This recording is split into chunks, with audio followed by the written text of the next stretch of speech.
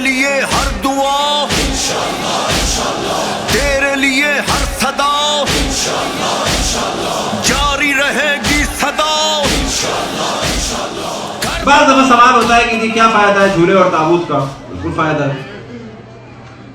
ہم میں سے کوئی بھی شیعہ نہ زلجنے کو، نہ جھولے کو، نہ تابوت کو، نہ علم کو خدا نہیں سمجھتا، امام نہیں سمجھتا. ہم ان چیزوں سے کبھی بھی نہیں مانگتے. ہاں ان کو چھوتے ہیں تبرکاً، مانگتے نہیں ہیں. ہم کوئی نہیں مانگتا شیعہ، کسی کو دنیا میں نہیں دیکھیں گے. حتیٰ اگر علم ہاتھ میں ہے تو بالکل وہی کیفیت ہوتی ہے جب خانہ کعبہ کا پردہ ہاتھ میں ہوتا ہے. پردے سے کوئی نہیں مانگتا، پردے سے مانگنا شرک ہے. حتیٰ خانہ کعبہ کی دیوار سے مانگنا شرک ہے. خانہ کعبہ کو شرک، سجدہ کرنا گناہ ہے، حرام ہے بلا شک. خانہ کعبہ ڈائریکشن ہے، خانہ کعبہ متبرک، اس سے تبرک ہے، برکت لیتے ہیں، تبرک برکت دیتے ہیں. اب جب اس کے پردے کو پکڑتے ہیں کہ جو انبیاء بھی یہ کام کرتے تھے، تو اللہ کے دامن کو تھوڑی پکڑتے ہیں. اللہ منزہ، اس کا لباس نہیں ہے کوئی. لیکن یہ ایک متبرک چیز کو تھامتے ہیں، متبرک چیز نگاہوں کے سامنے ہوتی ہے. در حقیقت ہمارا تعلق خدا سے،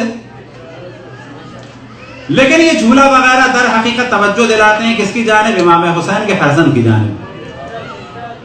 یہاں پر ہمیں بہت زیادہ بولڈ ہو کے کام کرنا ہے کہ بہت ساری چیزیں کہ جو آج کمرشل آرٹ میں اور ماڈرن آرٹ میں ہیں، ہم نے انہیں صدیوں پہلے استعمال کیا ہے. ہم نے صدیوں پہلے استعمال کیا ہے. آپ آج کر رہے ہیں، ہم صدیوں سے کر رہے ہیں. ہم پہلے ذریعہ بناتے تھے، آپ اسے کہتے تھے کہ یہ بدعت ہے. آج ہر دکان میں مکے مدینے میں ذریعہ موجود ہے، یعنی خانہ کعبہ کا ماڈل. آج ذریعے موجود ہیں، یعنی مسجد نبوی کا ماڈل.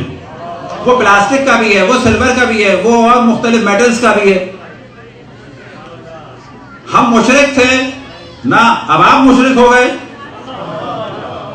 جواب ملے گا نہیں یہ تو ماڈل ہے، تو ہم اس کو ماڈل سمجھتے تھے.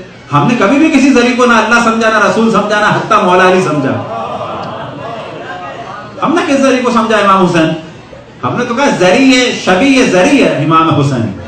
جیسے آپ کیا ہیں، آج مکہ مدینہ بلکہ پورے سعودی عرب بلکہ پورے عالم اسلام میں کوئی ملک ایسا نہیں ہے، اور اب تو خصوصاً سعودی عرب کی کوئی دکان ایسی نہیں ہے جہاں پر خانہ کعبہ کے دروازے کا ماڈل نہ ہو. جو نیت آپ کی ہے وہ نیت ہماری ہے.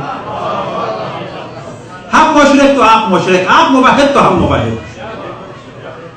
خانہ کعبہ کا دروازے کا دیکھا آپ نے ہر جگہ ہے. ہم کامیاب ہو گئے،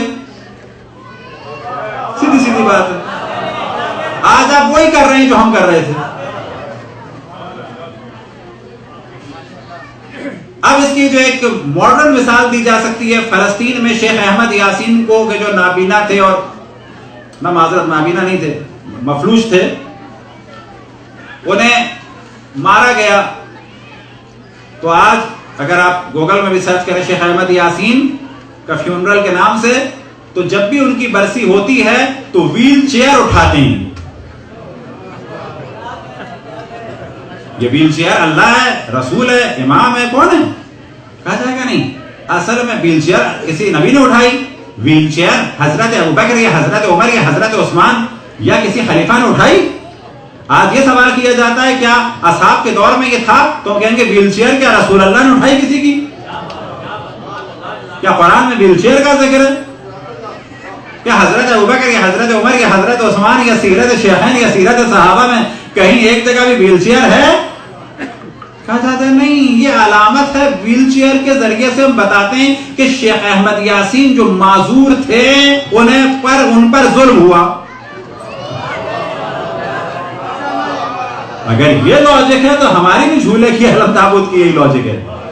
ہم قطعاً علم کو یا تابوت کو یا زلزلے کو اللہ رسول یا امام نہیں مانتے. ہمارے جاہل سے جاہل آدمی سے پوچھ لیں، وہ ان میں سے کسی چیز کو نہ اللہ نہ رسول نہ امام، اور ان میں سے کسی چیز سے خود نہیں مانگتا کوئی بھی. بس آپ ویل چیئر اٹھائیں تو آپ مباحد. آپ شیخ احمد یاسین کی مظلومیت کو ویل چیئر سے بیان کریں تو آپ مباحد. ہم فرزند رسول اللہ کی مظلومیت کو بیان کریں تو ہم مشرک. یہ کون سا انصاف ہے؟ یہ کون سا عدل ہے؟ चले